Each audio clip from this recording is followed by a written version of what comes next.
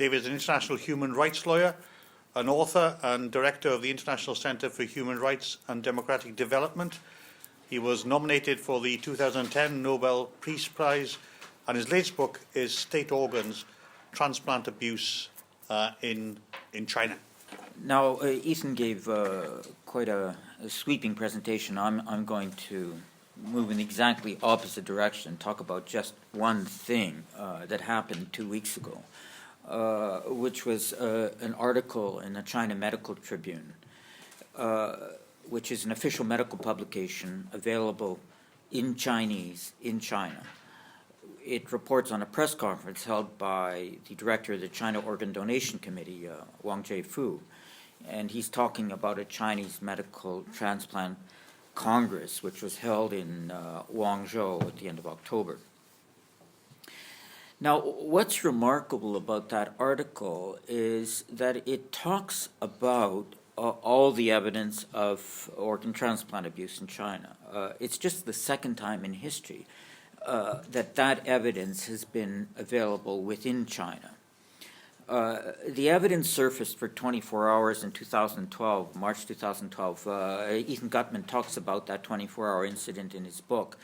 And that surfacing was a lifting by Baidu, the Chinese search engine, of the report that David Kilgour and I had done. And it was lifted as part of a power struggle relating to Bo Xilai, who was a big persecutor of Falun Gong and a lead in organ harvesting and plastinization, and there was some discussion within the party of basically pinning organ transplant abuse on him as a way of both getting rid of him and solving this particular problem. But the party eventually moved away from that solution to getting rid of Bo Xilai and instead just kind of went into a byway, suggesting that he'd been involved in and his wife in the murder of a British citizen, which wasn't Neil Haywood, which wasn't in a Chinese context as controversial as dealing with Falun Gong. So that was there for 24 hours, and then that was the end. Silence again until November 11th. And the article on November 11th is in some ways even more remarkable than the lifting in March 2012, because the article doesn't just make available what exists overseas, it actually re-articulates it. It comes out of the mouth of the local officials. So Wang Lijun refers to a Virginia Medical Association resolution, a Pennsylvania House of Representatives resolution, an appeal of Taikot, a Minghui webpage, and I'll go through each of these so you understand what he's talking about.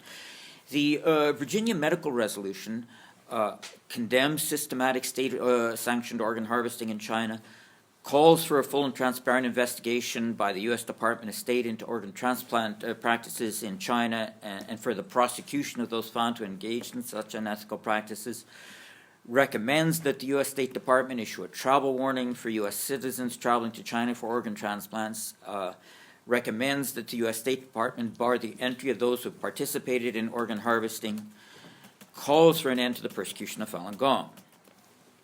The Pennsylvania House of Representatives resolution calls upon the government of China to immediately end the practice of forced organ harvesting from all prisoners, particularly from Falun Gong prisoners and members of other religious and ethnic minority groups, calls upon the government of China to increase accountability and transparency in the organ transplant system and punish those responsible for abuses, urges the United States government to commence a full and transparent investigation into organ transplant practice in China, calls upon the United States government to prohibit any doctors involved in unethical organ procurement or transplantation surgery using organs harvested from living prisoners in China from gaining entry into the United States, and encourages the medical community of Pennsylvania to help raise awareness of unethical organ transplant practice in China. The Taikot appeal. Taikot is the Taiwan Association for International Care of Organ Transplants. They appeal to all professions to resist China's Communist Party abuse of organ transplantation. Minghui is the Chinese version of Clear Wisdom, a Falun Gong website. The China Medical Tribune article and the press conference of Wang Lijun links to a webpage of December 2009 of Mingmi, which has a detailed analysis of transplant statistics in China, showing that the number of prisoners sentenced to death and then executed could not possibly provide the number of organs used for transplant in China, and indicates that the practitioners of Falun Gong are the likely source. So what's going on here? I mean, why would the Wang Jiafu in the China Medical Tribune article appear? I mean, when we're dealing, I should say I don't read Chinese. It was Arnie Schwartz, who's a researcher based in Switzerland, who uses Google Translate to go through all the Chinese stuff, and he found this. But an article in China in Chinese is directed to a local audience. It wasn't directed to the global community. And you're dealing with a communist country. In Wales, the media tells the readers what to think about. In China, the media tells its readers what to think. So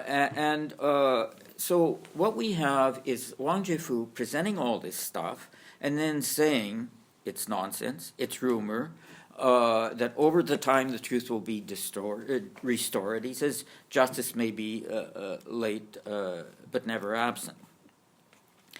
There's no real refutation of the foreign sources, just this kind of slur against them. But it mentions that the evidence of that death penalty numbers are insufficient to account for transplant volumes. It mentions that as part of the foreign research, but it doesn't explain the discrepancy between the volume of transplants and the volume of identified sources. So it's feeble in that respect. It's also feeble in this respect as well. They actually produced this exchange between two doctors at the press conference. One doctor, He Shaoshan, asks this other doctor, Wang Jiafu, or says to him, "Let us open the doors so that the international scholars can investigate these rumors and prove to themselves that they are unfounded." That's what He Shaoshan says. Wang Jiafu says in reply, "Now is not the right time." Okay, if not now, when? Now, normally one does not repeat a rumor to those unaware of it for the purpose of refutation.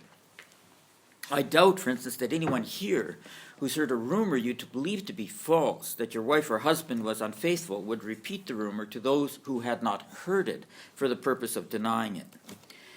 So the fact that the article attempts to refute foreign research and condemnation of Chinese organ transplant abuse is not in itself an adequate explanation for its appearance. There's something more happening. One explanation possible is that information about and condemnation of organ transplant abuse in China has been coming from too many directions for the Chinese Communist Party to ignore. So instead of pretending that the concern about the abuse does not exist, they've shifted to denying the abuse.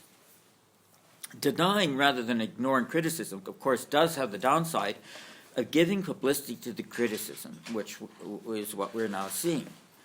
If the criticism is little known, silence is often the best strategy. However, if the criticism is already widely known, then silence serves no purpose. The Chinese Communist parties must have come to the conclusion that the knowledge of organ transplant and abuse in China has become so widespread that the party has less to lose by denying it than by ignoring it. A second explanation, particular to the transplant profession in China, and this is, after all, transplant professionals talking at this press conference in the article, is the international pariah status they've developed through their complicity in the abuse. In general, saving face is an important Chinese cultural value. For the transplant profession, the global disgrace in which they are held is likely to have affected them deeply. The China Medical Tribune article reports the refusal to allow 35 Chinese participants for ethical reasons to the World Transplant Conference in San Francisco in July 2014. I was there at that conference, and I knew that had happened. And Jay Levy, who's been involved with Doctors Against Forced Organ Harvesting, and he's a contributor to the State Organs book, which we have here, was actually part of the committee that was vetting who could come and who could not come, and he was involved in turning these people away. The article also notes that for the most recent Hangzhou Transplant Conference, many overseas transplant experts failed to attend. Now, Ethan Gutman talked about it and showed that picture of the year before, in October 2013, the China Transplant Congress held in Hangzhou, had a raft of foreign expert attendees, and the meeting produced a declaration committing Chinese hospitals to end the sale of organs and the sourcing of organs from prisoners. In the interim, nothing of the sort happened, and again, Ethan has talked about that. The Omar Healthcare website continued unabashedly to promote transplant tourism into China. Tianjin. I was following this Omar Healthcare website on a regular basis, and I was in touch with the Transplantation Society about it, and I wrote to them, and I said, look, it's still there. And what they did is they wrote to Xi Jinping, the president of China, about that website, and they said, even as the new organ donor program is being piloted, it has already been infiltrated by persons driven by the same corrupt practices who've assumed authority for the distribution of organs. The letter asked China to get matters right. Well, that letter to Xi Jinping led to a couple of responses. The Omar Healthcare website has been now taken down. But another is that the Chinese government publicly abandoned the commitment to end the sourcing of organs from prisoners, the Hangzhou Declaration. Instead, they asserted that China would incorporate the sourcing of organs from prisoners into its donor system. In other words, prisoners would be considered voluntary donors, and they wouldn't be indicated separately as prisoner sources. By doing that, Wang Jiabao effectively burned his bridges to the overseas transplant community. Now, Ethan said the follow-up meeting never happened, which is true in one sense, but in another sense it wasn't, because the follow-up meeting was supposed to be this October transplant conference in Hangzhou, and it happened, but the foreigners didn't attend. And many attendees to the Hangzhou conference of 2014 were likely asking, where were all the overseas transplants experts? And Wang Jiabao must have felt compelled to say something to explain and counter their absence. The NGO Doctors Against Forced Organ Harvesting released a statement saying that nobody should go to this conference unless it was for the express and sole purpose of speaking out against transplant abuse in China. And that statement, along with other developments, would have been a drag on overseas transplant expert attendance. There was a course of these 35 doctors who wanted to go to San Francisco and were rejected, and they and their colleagues who knew they were applying also needed an explanation. The Communist Party may have felt that they could ignore the evidence of the killing of Falun Gong for their organs. However, they could not ignore the fact that Chinese transplant doctors were denied admission to an international transplant congress, or that foreign transplant doctors who had come before to China were no longer coming. International peer pressure accomplished more than all the weight of the evidence had been able to do. That peer pressure made the party realize that the party had to acknowledge the criticism of Chinese transplant abuse, if only to attempt to refute it. The fact that peer pressure could accomplish what evidence could not should tell us something, that our leverage for change in China is not the evidence alone. It is contact with international colleagues. Ostracization can accomplish what evidence alone cannot. From my perspective, Wang Jiabao is putting on hold an independent outside investigation into sourcing of organs in China until the Chinese transplant system shifts away from sourcing organs from prisoners. Then, so he hopes, there could be a complete disclosure of sourcing without presumably any reference to the past, and a resumption of contacts with the international profession. Communists flip the past and future. To non-communists, the past is fixed and the future is flexible. To communists, it's the reverse. The future is inevitable, determined, their victory. The past is malleable, written at will to suit their convenience. Letting the cat partway out of the bag, Wang Jiabao and his colleagues will find, is no solution.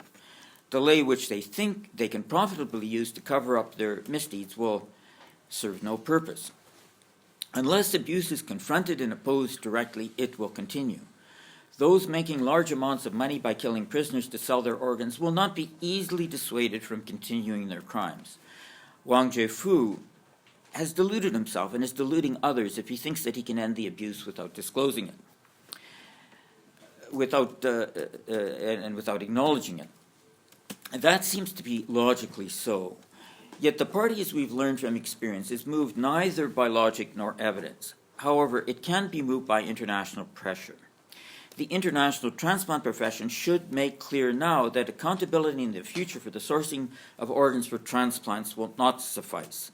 Accountability for the past must be an essential requirement for integrating the Chinese transplant professional into the global transplant profession. I realize in this context we're talking about what potentially Wales can do, and I think that one thing Wales can usefully do is say to its own transplant professionals, no contact with Chinese transplant professionals, and can say to Chinese transplant professionals, no access to Welsh transplant professionals until there is acknowledgement, not just accountability in the future, but accountability of the past. Wang Jiabao, in my view, spoke better than he knew. Even in China, one day the truth will out. The perpetrators of organ transplant abuse will be brought to justice. Justice may be late, but even in China, someday justice will arrive. Thank you.